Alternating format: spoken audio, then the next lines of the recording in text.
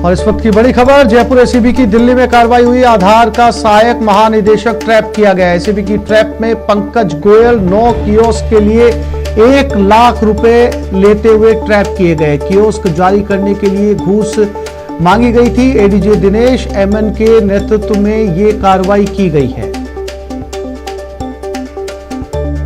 Trap की इस कार्रवाई को कोटा इकाई के हमारे प्रभारी हैं एडिशनल एसपी ठाकुर चंद्रशील, उन्होंने और उनकी टीम ने अंजाम दिया है।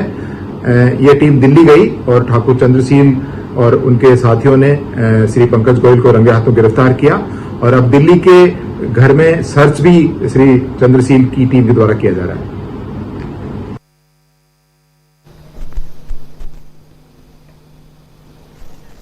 और इसी खबर पर ज्यादा जानकारी के लिए हमारे संवाददाता राकेश गोसाई हमारे साथ जुड़ गए। राकेश, आधार बनाने के कियोस्क के लिए ये रिश्वत ली जा रही थी।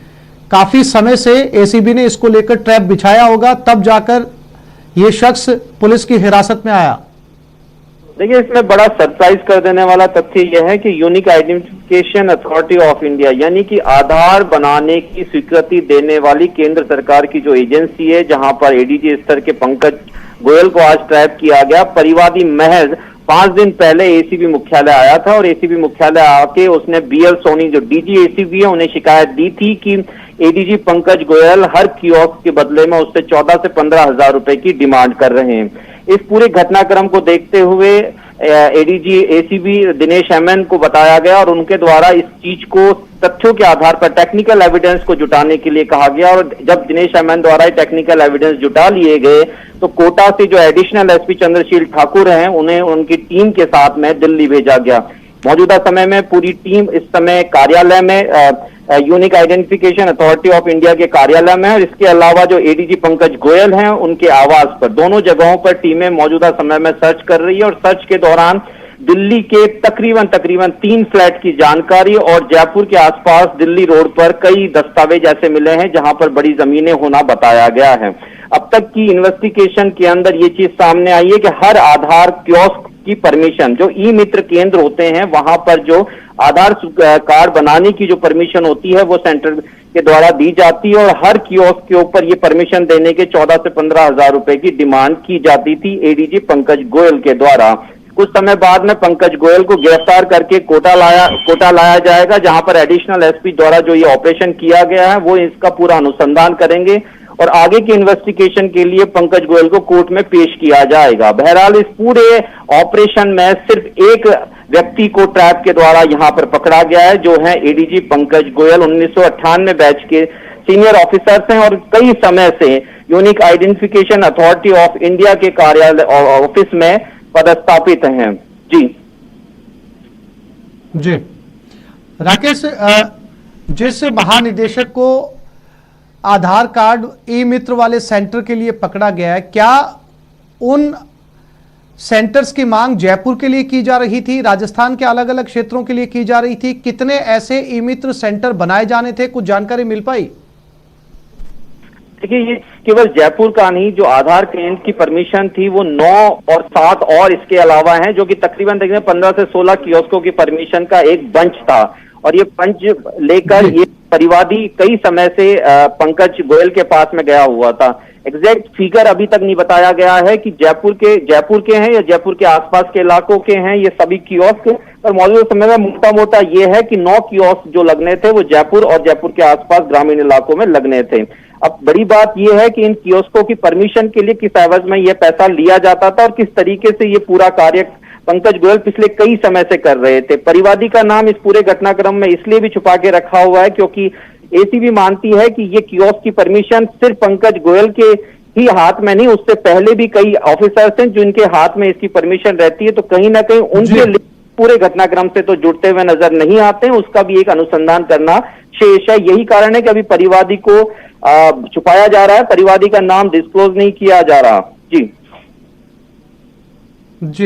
जी राकेश, तमाम जानकारी के लिए आपका धन्यवाद।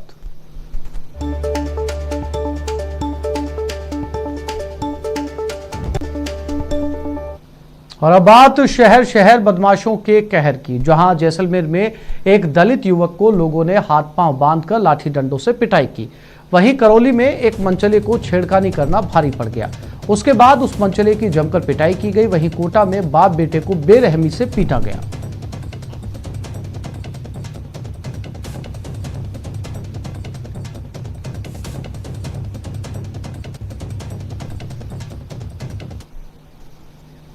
और चलिए सबसे पहले दिखाते हैं जैसलमेर में भीड़ तंत्र के बेरहम इंसाफ की, जहां लोगों ने एक युवक के हाथ पांव बांधकर लाठी डंडों से उसकी पिटाई की। स्क्रीन पर आप बेरहमी की तस्वीरें देख सकते हैं। ये वीडियो जैसलमेर के ग्रामीण इलाके का बताया जा रहा है, जहां 10 से ज्यादा लोगों ने इस युवक के हाथ पैर बांधकर पिटाई कर रहे लोगों ने इस युवक के सिर के बाल भी काटे। हालांकि ये युवक बार बार लोगों से रहम की भीख मांगता रहा, लेकिन लोगों ने इसकी एक ना सुनी। पुलिस वीडियो के आधार पर मामले की जांच में जुट गई है।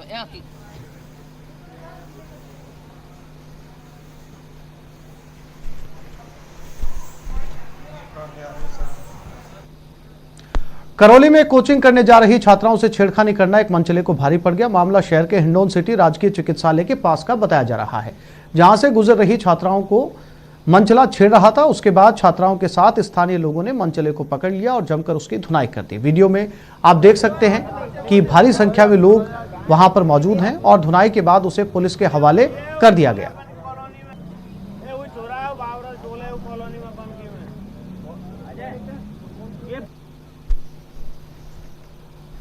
कोटा के दादाबाड़ी इलाके में आधा दर्जन बदमाशों ने पिता पुत्र पर सरिये से हमला कर गंभीर रूप से घायल कर दिया। घायलों को इलाज के लिए एमबीएस अस्पताल में भर्ती करवाया गया। मामला घर की खिड़कियों में कांच लगवाने को लेकर ठेकेदार से हुए विवाद का बताया जा रहा है। आरोप है कि ठेकेदार और उसके लोगों ने पिता पुत्र को मारपीट कर गंभीर रूप से घायल कर दिया।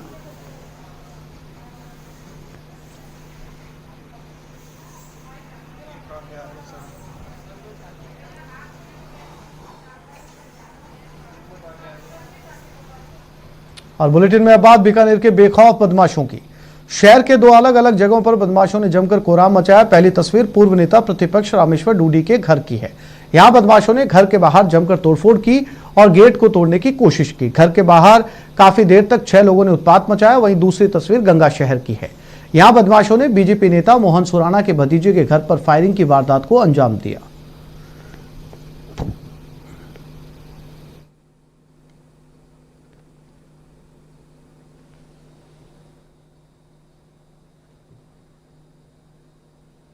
तो बीकानेर में रामेश्वर डूडी के घर पे कुछ बदमाश पहुंचे, जम के हंगामा मचाया। हालांकि इस दौरान बॉडीगार्ड ने उनको बाहर निकाल दिया। बदमाशों का पीछा किया गया, लेकिन गार्ड को धमकाते हुए सभी बदमाश फरार हो गए। बता दें कि 4 बाइकों पर 9 से 10 बदमाश आए थे। पहले भी रामेश्वर डूडी को धमकियां मिल चुकी है। अब पुलिस मामले की जांच कर रही है।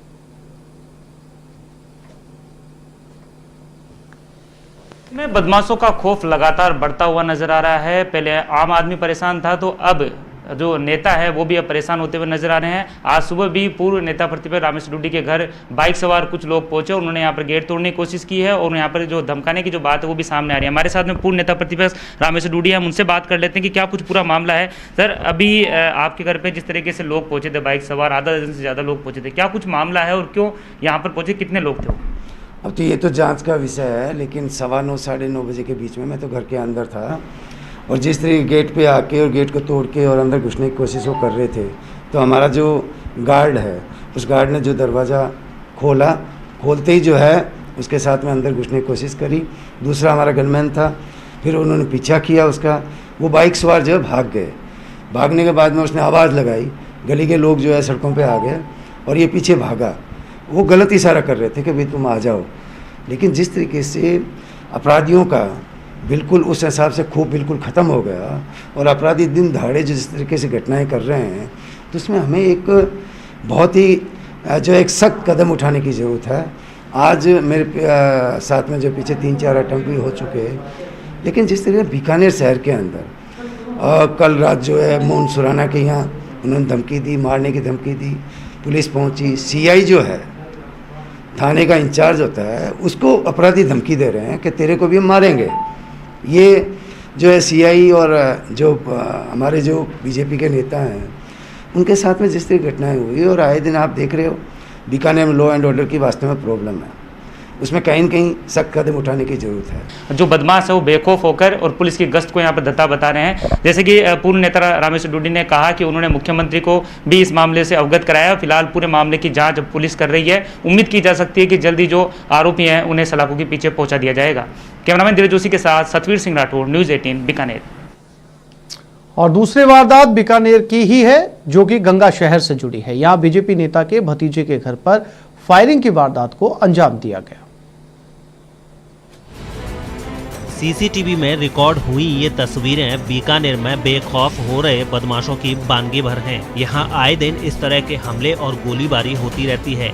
इस बार गंगा शहर में बीजेपी महामंत्री मोहन सोराणा के भतीजे नरेंद्र सोराणा के घर पर हमला हुआ है। आप इन सीसीटीवी तस्वीरों में देख सकते हैं कि किस तरह बाइक से आया बदमाश इस घर की ओर फायरिंग कर रहा है। इस फायरिंग को देखकर लग रहा है कि बदमाशों को कोई डर ही नहीं। हो सकता है बदमाश यही जताने की कोशिश भी कर रहा हो कि उन्हें कानून का कोई खौफ नहीं है और नरेंद्र सोराणा को भी वो देख लेंगे। इस हमले को लेकर बीजेपी महामंत्री मोहन सोराणा का कहना है कि उन्हें कई दिन पहले से ही धमकी भरे फोन आ रहे थे जिसमें उन्हें जान से मारने की धमकी दी जा रही थी और अब ये हमला हुआ है। इस हमले की खबर सुनकर पुलिस ने इस पूरे मामले की तफ्तीश शुरू कर दी है। वहीं प्रदेश में बिगड़ी कानून व्यवस्था पर उपनेता प्रतिपक्ष राजेंद्र राठौड़ ने भी सवाल उठाए हैं। चुनाव की कमान उपनेता राजेंद्र राठौड़ ने संभाल रखी है। टिकट वितरण हो चुका है। कई सारे जो पूर्व पार्षद हैं उनके टिकट भी कटे हैं। अब क्योंकि नामांकन खत्म हो चुके हैं और अब प्रचार का वक्त आ गया है, बात करने की कोशिश करते हैं। सर, अब किस तरह की रणनीति है, क्योंकि ज़्यादातर पार्षदों के टिकट भी काटे गए हैं, कई सारे बागी भी मैदान में आ गए हैं। भारतीय जनता पार्टी कार्यकर्ता आधारित पार्टी है। चयन समिति ने श्रेष्ठ कार्यकर्ताओं में सर्वश्रेष्ठ कार्यकर्ता का चयन करने की कोशिश की है। पार्टी एकाकार है। आज हमने सभी मंडलों के अध्यक्षों की सबकी बैठक की है, प्रमुख लोगों की।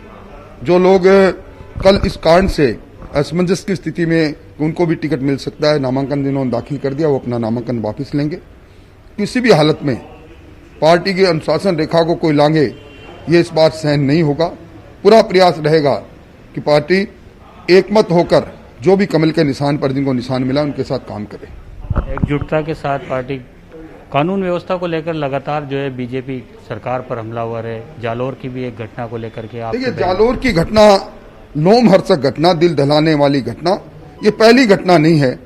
इस प्रकार की घटनाएं राजस्थान के अलग अलग कोने में हमेशा होती रहती है। हर सप्ताह कोई न कोई इस प्रकार का दिल दहलाने वाला समाचार आता है। अब कानून व्यवस्था के लिए कोई बहस की बात इसलिए नहीं बची कि सरकार का प्रमाणिक दस्तावेज नेशनल क्राइम ब्यूरो की रिपोर्ट ने चीख कर यह कहना शुरू कर दिया कि राजस्थान महिला अपराध की दृष्टि से देश में दूसरे स्थान पर आ गया और राजस्थान में ना कानून है ना व्यवस्थाएं हैं। तो उपनेता राजेंद्र राठौड़ का कहना है कि कानून व्यवस्था से लेकर कोटा के जो तमाम स्थानीय मुद्दे हैं उनको मुद्दा बनाया जाएगा वार्ड के चुनाव में। इसके साथ ही उन्होंने ये भी दावा किया कि बीजेपी एकजुटता के साथ जो है इस चुनाव मैदान में उतरेगी। हालांकि कुछ लोग निर्दलीय मैदान में उतर गए हैं, बगावत उन्होंने कर दी है, लेकिन उन सब की समझाइश कर ली जाएगी और जल्दी जो है बीजेपी एकजुटता के साथ चुनाव प्रचार अभियान में भी जुट जाएगी। कैमरा पर्सन मुकेश शाक्यवाल के साथ शाकिर अली, न्यूज़ 18 कोटा। वहीं अब बात शहर शहर नशे पर नकेल की, जहां झालावाड़ में 15 किलो गांजा बरामद किया गया, वहीं बीकानेर में 9 किलो गांजा जब्त किया गया, जबकि 12 में 47 लीटर अवैध शराब पकड़ी गई है।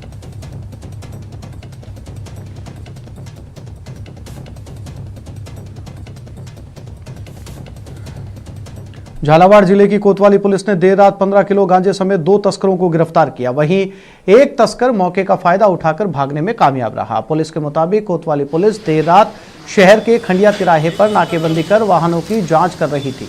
इसी दौरान पुलिस को एक कार की जांच के दौरान उसमें गांजा मिला, जिसके बाद पुलिस ने कार सवार 2 तस्करों अब्दुल रशीद और अब्दुल गफ्फार को गिरफ्तार कर लिया। फिलहाल पुलिस आरोपियों से पूछताछ में जुटी है।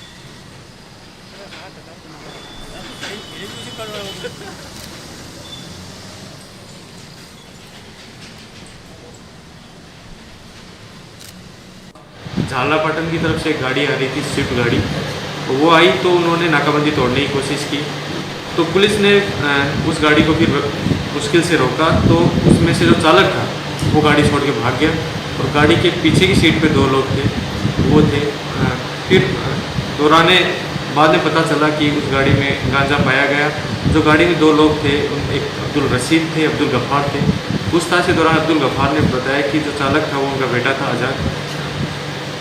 ये मामला था, तो इसमें आगे अनुसंधान का भाग है। बीकानेर की श्री डूंगरगढ़ पुलिस ने गांजा बेचते एक तस्कर को गिरफ्तार कर उसके कब्जे से 9 किलो गांजे के साथ एक बोलेरो गाड़ी बरामद की है। थानाधिकारी प्रशिक्षु आरपीएस जर्नैल सिंह के मुताबिक पुलिस की नाकेबंदी के दौरान बोलेरो गाड़ी में गांजा लेकर जा रहे कल्याणसर निवासी हनुमान जाट को पुलिस ने अरेस्ट किया है। फिलहाल पुलिस ने आरोपी के खिलाफ एनडीपीएस एक्ट के तहत मुकदमा दर्ज कर कार्रवाई शुरू कर दी।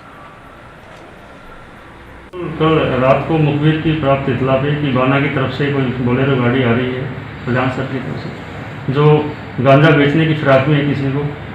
मुखबिर की इतला अच्छी होने की वजह से पुलिस के द्वारा वहाँ पर नाकाबंदी करवाई गई और 4 वर्ष के बाद में वहाँ पर बाना की रोही के पास उनको गिरफ्तार वहाँ पर सर्च किया गया तो उनके पास 9 किलो 100 ग्राम गांजा बरामद हुआ। बारा पुलिस ने छिपा बड़ौदा थाना क्षेत्र में गश्त के दौरान कार्रवाई करते हुए 47 लीटर अवैध शराब के साथ 2 लोगों को गिरफ्तार किया है। पुलिस ने आरोपी लक्ष्मीपुरा निवासी मंगू सासी के कब्जे से 25 लीटर और पीथपुर काजलिया रोड के रहने वाले घनश्याम के पास से 22 लीटर देशी शराब बरामद की है। पुलिस ने मामला दर्ज कर अवैध शराब बनाने वाले अन्य तस्करों के बारे में पूछताछ शुरू कर दी है।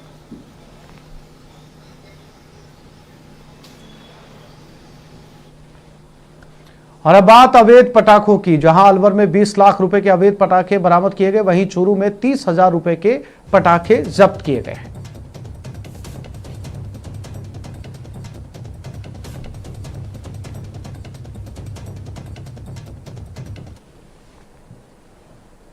अलवर पुलिस ने बहरोड कस्बे के श्यामनगर के एक मकान में अवैध तरीके से रखे गए पटाखों के जखीरे को बरामद किया है। पुलिस ने देर रात कार्रवाई करते हुए पटाखे के गोदाम में छापेमारी की और 20 लाख रुपए मूल्य के पटाखे जब्त किए। पुलिस को गुप्त सूचना मिली थी कि श्यामनगर कॉलोनी के एक मकान में पटाखा व्यापारी ने अवैध पटाखों का स्टॉक कर रखा है, जो सरकारी मानकों के अनुकूल नहीं है। उसके बाद पुलिस ने कार्रवाई करते हुए पटाखा व्यवसायी अमर सिंह चौधरी के मकान में बने बेसमेंट से पटाखा बरामद किया। पुलिस मामले की जांच में जुट गई है।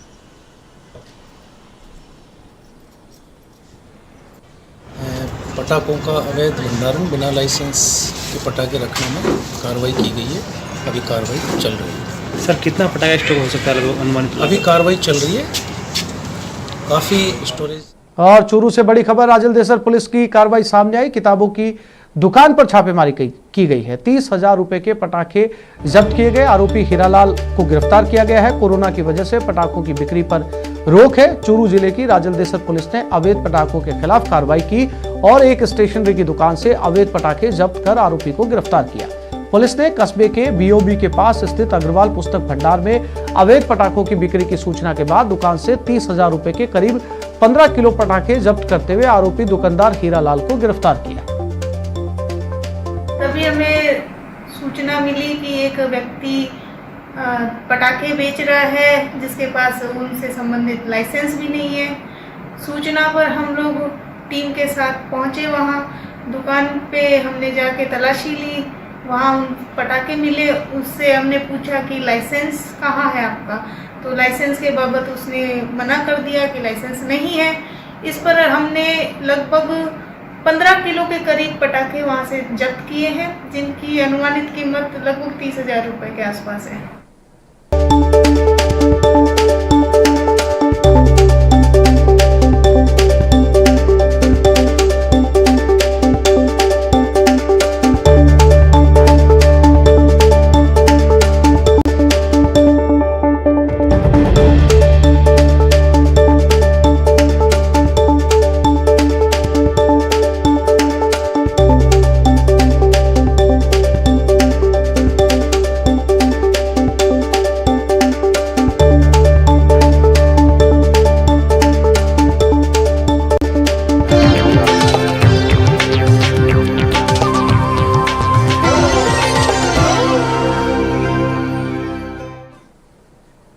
और पीएम नरेंद्र मोदी अब से कुछ देर बाद देश को संबोधित करने वाले हैं। इसकी जानकारी खुद पीएम ने ट्वीट कर दी है। कोरोना संकट के बीच पीएम का ये 7वां संबोधन है। आज पीएम क्या बोलेंगे, इस पर तो कयास लगाए जा रहे हैं। कुछ लोगों का मानना है कि पीएम त्योहारों से पहले आम लोगों से कोरोना नियम पालन करने और सावधानी बरतने की अपील कर सकते हैं। वहीं कुछ का मानना है कि वो कोरोना वैक्सीन पर बड़ा ऐलान कर सकते हैं, लेकिन आइए हम आपको बताते हैं अपने पहले 6 संबोधन में उन्होंने क्या क्या ऐलान किए थे।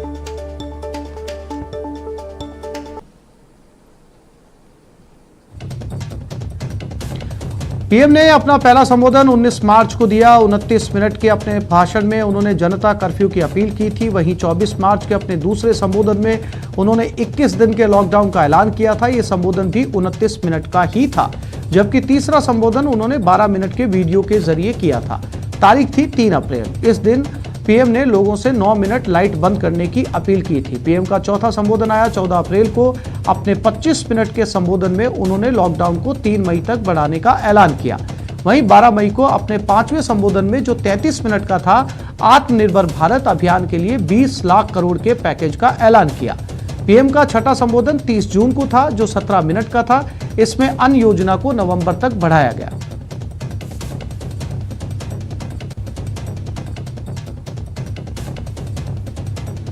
तो 7वां संबोधन है आज। 6 संबोधन इससे पहले हो चुके हैं, जिसमें उन्होंने कोरोना काल के अंदर उनके 6 संबोधन हुए, जिनमें उन्होंने लॉकडाउन की घोषणा की, फिर लॉकडाउन की अवधि को बढ़ाने की घोषणा की। उसके बाद उन्होंने 9 मिनट तक लाइट को लेकर जिक्र किया। इसके बाद में आत्मनिर्भर भारत अभियान के लिए उन्होंने घोषणा की। छठे संबोधन में 30 जून को अन्य योजना नवंबर तक बढ़ाई गई।